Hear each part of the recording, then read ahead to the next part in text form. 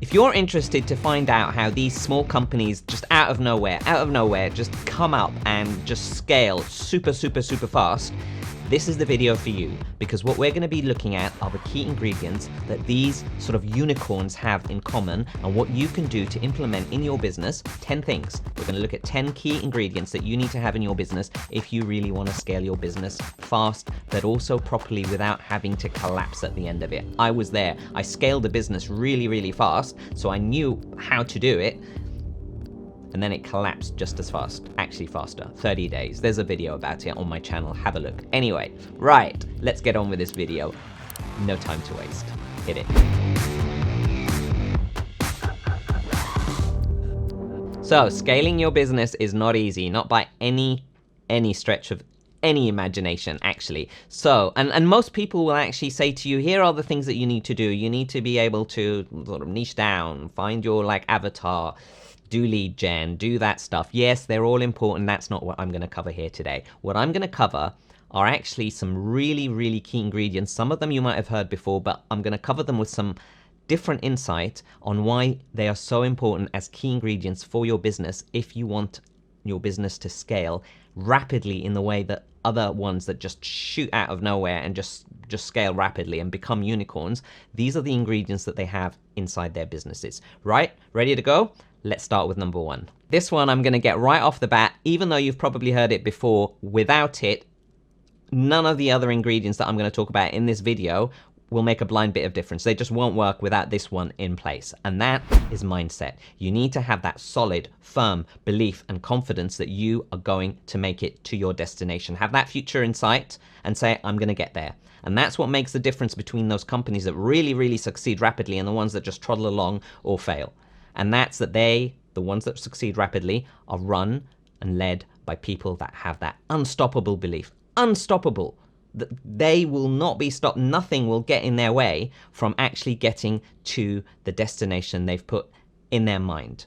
And we all have the self-doubt. We all have the imposter syndrome. But it's the ones that overcome it and the ones that say, right, actually, no, I can do this, are the ones that actually make it. And that's what I would like you to do. And you can tell me, oh, these are unicorns and it's about skill sets and it's about, conditions and whether entrepreneurs are born or made. I have a video up here about it. Please watch it if you haven't seen it already. But what I would like to say to you is you can do it. You really can. You can acquire all of the other stuff. You can acquire the skill sets. You can acquire the expertise and hire out people. You can do all of that. If you don't have the mindset in place, none of that will work. But if you do, it will happen. So, first one, mindset. The second one is benchmark. And what do I mean by that? I mean learn from the others that have actually succeeded. Whether it's entrepreneurs that have succeeded, go and see and learn and read about them and find out what it is that they did that actually made a difference, or go and look at companies that have really succeeded and actually learn from them and say, what is it that they did that I'm not doing? But also learn from your competitors, the ones that in your space that have grown, because every industry is different and every sector and every space and every company size is different. So find the ones that actually model around what you're going to be doing and learn from the ones that have succeeded, but also learn from the ones that have failed and learn from the ones that are not growing. What is it that they're doing that the ones that have really succeeded have actually done differently and as a result have actually just exponentially and rapidly grown? That really will make a difference, because when you start learning about these things and benchmarking other companies, other entrepreneurs, both the ones that have failed but also the ones that have really succeeded, and finding out the difference, that's where you will begin to actually start acquiring your own mindset and way of thinking about what needs to be in place in your business so that it can actually rapidly grow. So the second one is benchmark.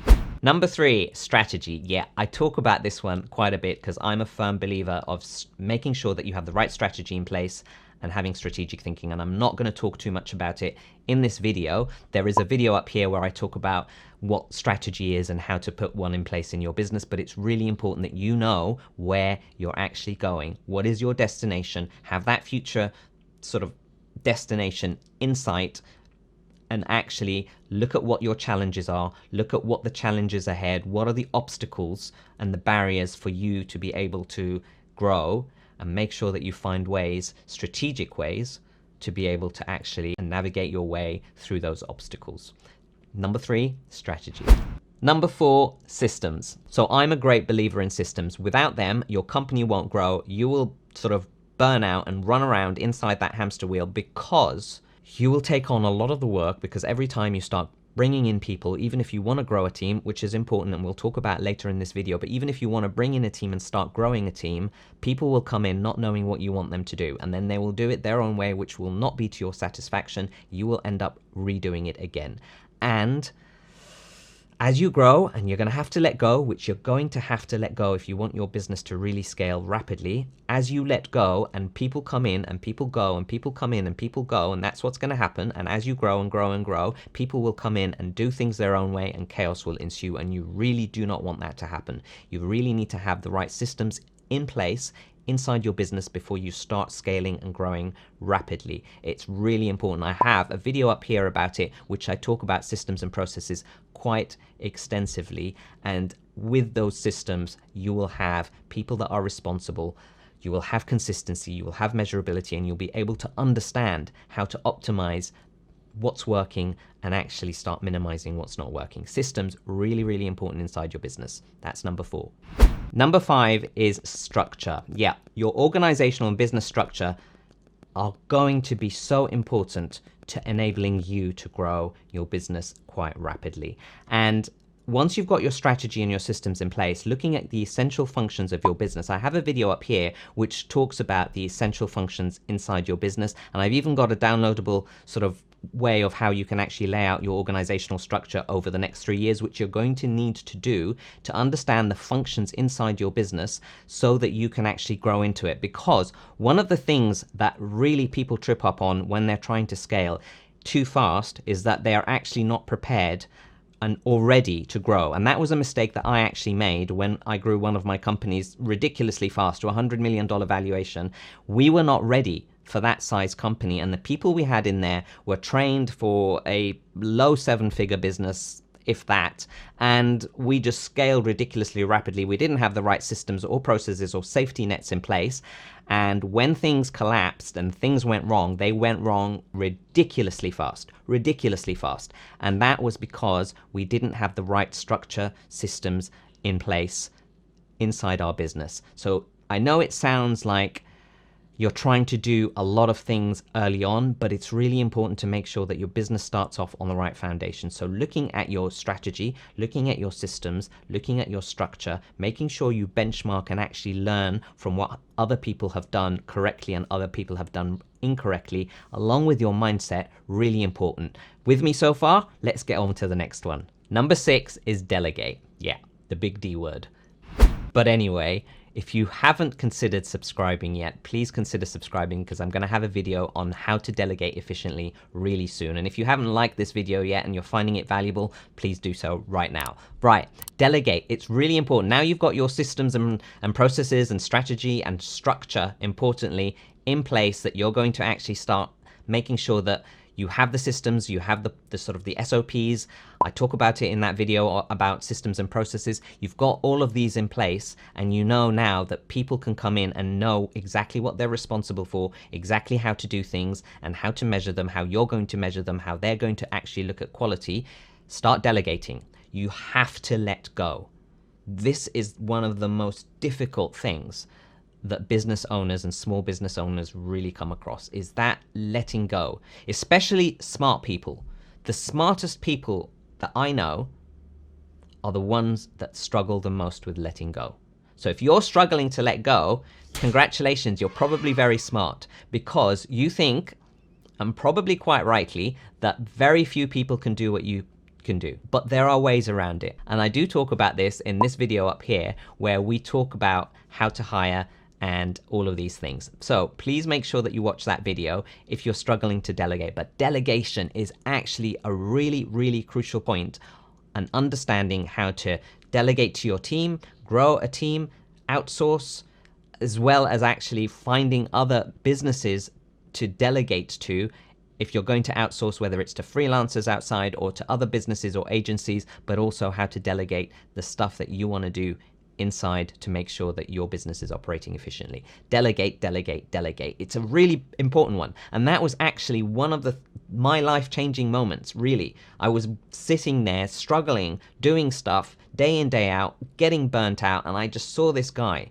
And I talk about this in one of my other videos. I saw this guy who was absolutely just ridiculously productive, and every other weekend he'd be going off on holiday somewhere, traveling somewhere for the weekend and coming back, and he just seemed so relaxed. And I said to him, hey, what is your secret? What are you doing? And he just sort of leant over to me and he said, Psst, let me tell you the secret.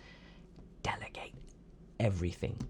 Everything. Delegate it. Get other people to do what you want them to do. So it's really important. Mastering the art of delegation is one of the most fundamental things that you're going to have here in this set of ingredients. There's one that's coming up that's actually the most crucial one that I'm going to talk. I'm leaving to the very end, so stick around. But this one is a really, really important one.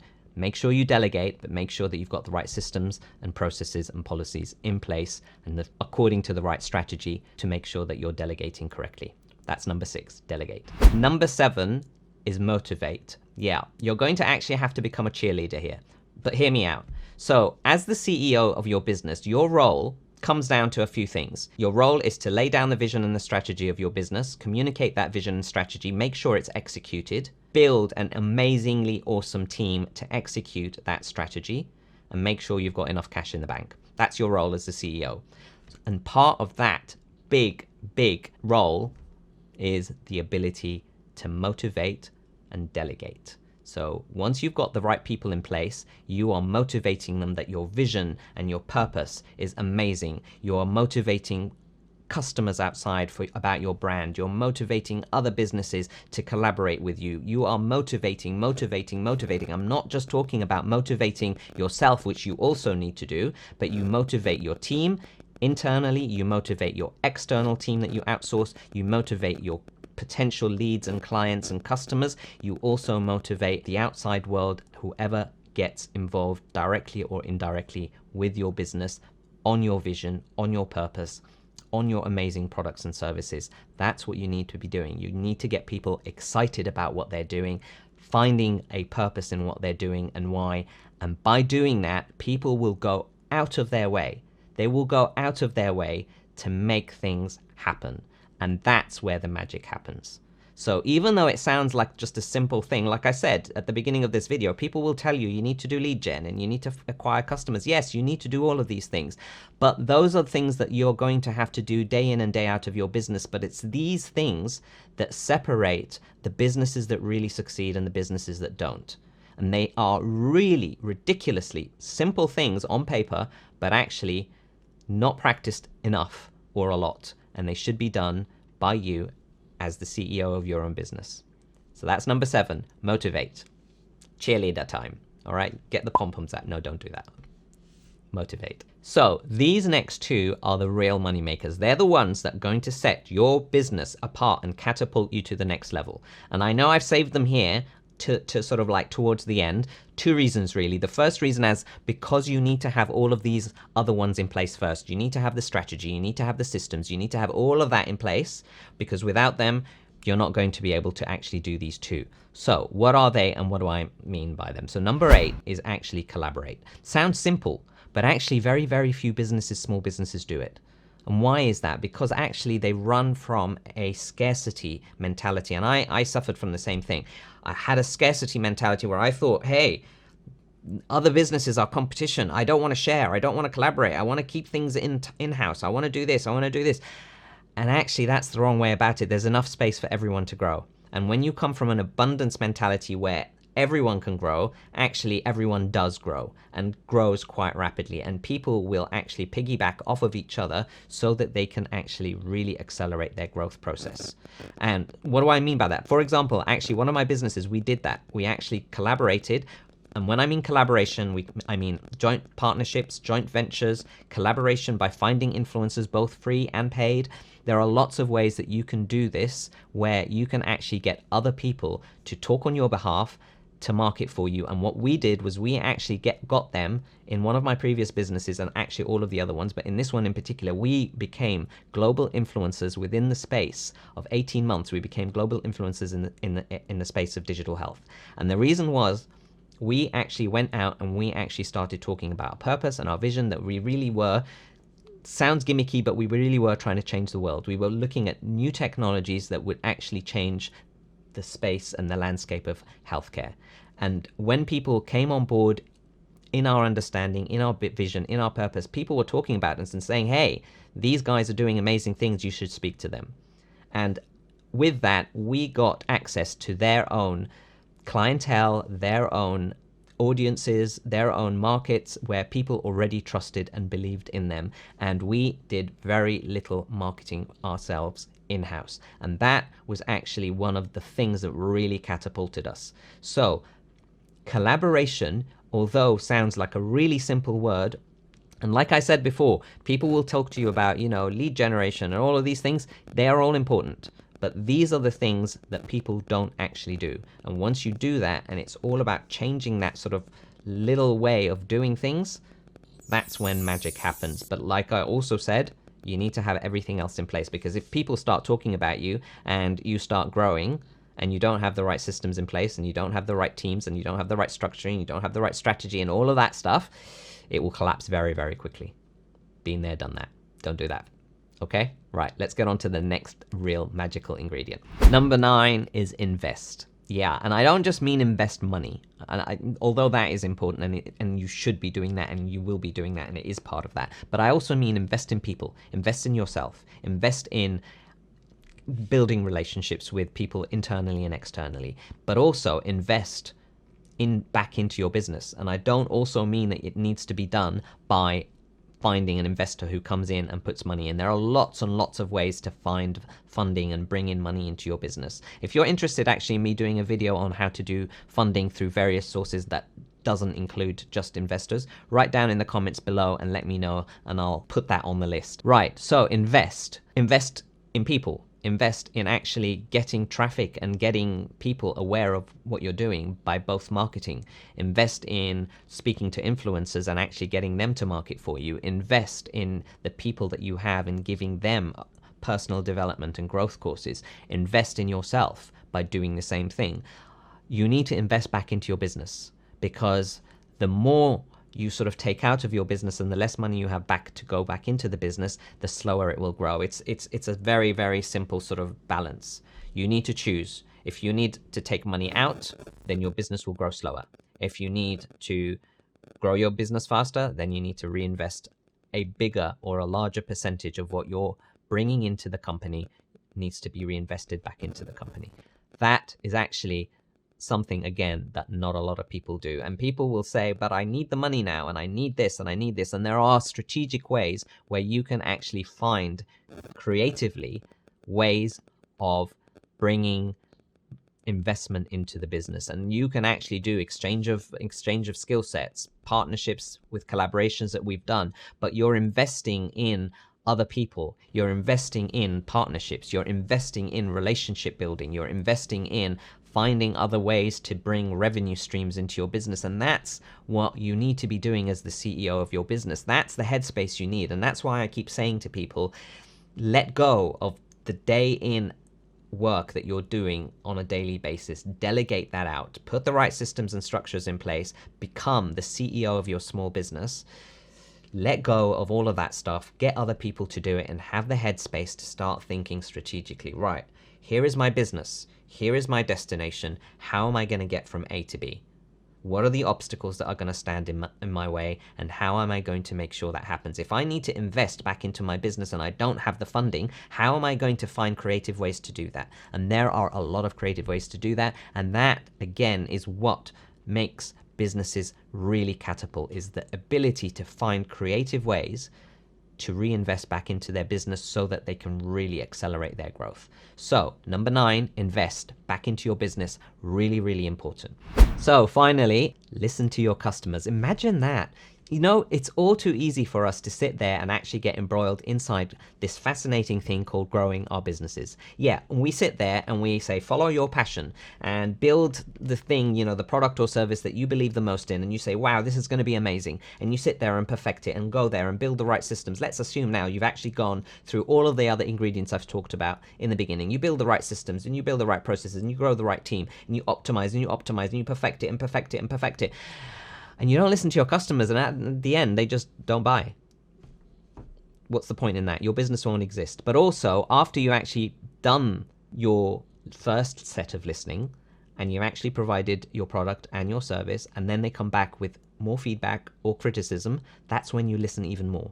Remember when I spoke about motivating and collaborating? That also applies to your potential customers, your existing customers, and your past customers, because they are the ones that you want to turn into raving fans who will keep coming back and speak on your behalf and market for you. It applies across the board. And that's how amazing companies like Apple build their brand and build their following, by listening to their customers, make sure that they've been heard, understanding what their problems are and finding solutions to them, and making sure that they understand, the customers understand that they've been heard and those solutions have been provided to and for them. So all of these, like I said, have been really high level, but actually these are the ones that make a huge difference to the ability of you being able to rapidly scale and grow your company. Stop working inside your business. Get other people to do that. Become the CEO of your business as soon as you can possibly do so. And that's when the magic really happens. So before we go, I'd love for you to write down in the comments below what you found of these ingredients to be the most important one for you, and which one are you going to start applying in your business today. Start today. Even with one, just start. The rest will follow. I'll see you next time. That's when magic happens, and that's where the magic happens, and that's when the magic really happens.